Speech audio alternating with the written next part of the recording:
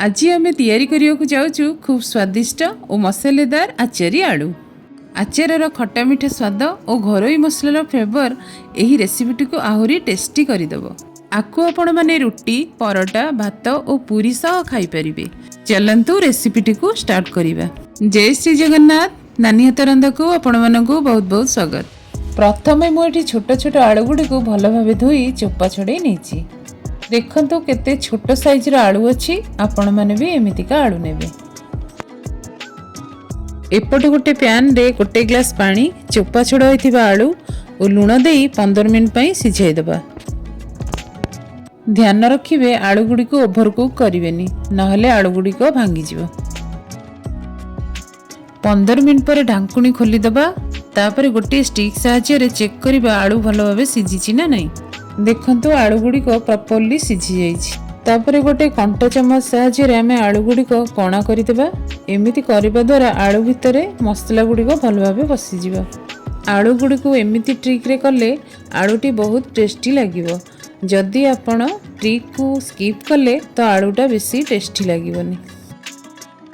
गोटे पैन रे तेल गरम करी सिझा आलू गुडी को देई देबा।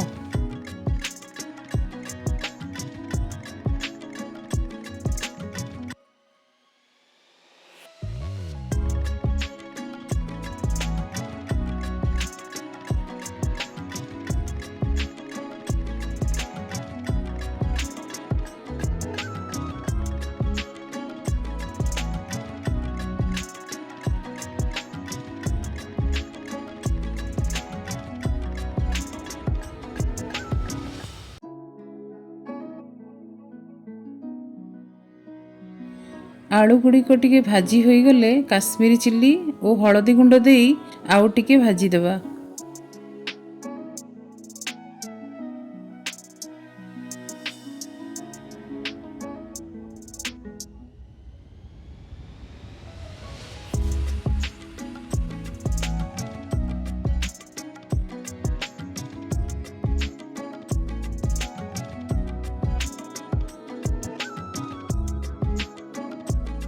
एबे देखंतु आलू गुड़ी को होई आसीची।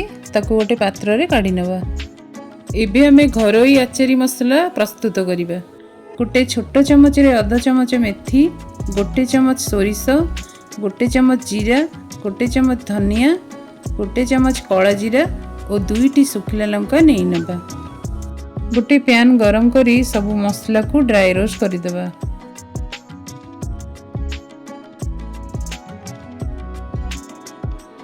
लंका गुड़ी को भलरे प्रेस करी भल भावे रोस्ट करिबा। स्लो फ्लेम रे रोस्ट करिबा, नहले मसला गुड़ी को पोड़ी जिवो। हल्का बास्ना आसिले गैस फ्लेम ऑफ करि देबा।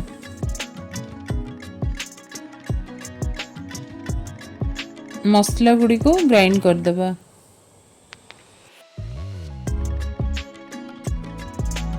एबे हमें गोटे कढ़ाई रे तेल गरम करिबा। तेल गरम हो गला परे आधा चमच जीरा, अल्प हेंगू और 2टी पियाजर चॉप दे भल भावे भाजी दबा। तापरे कंचा लंका 4टा को चॉप करी दे दबा।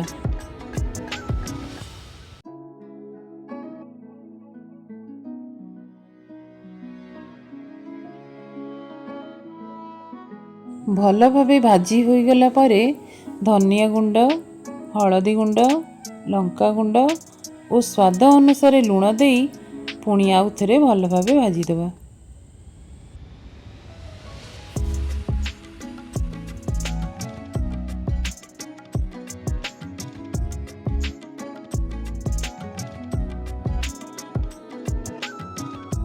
एबे देखंतु मसला गुड़ी भल भावे भाजी हो गलानी। तापर हमें गोटे कप पानी दे देबा। तापर गोटे ग्राइंडर जार रे आधा कप दही और प्रस्तुत करथिबा आचारी मसला को देई भल भावे ग्राइंड कर देबा। जदि आपण चाहउचंती ए मसला न तयारी करी घरे थिबा आंब आचार रो मसला को आपण माने 2 चमच नहीं परिवे।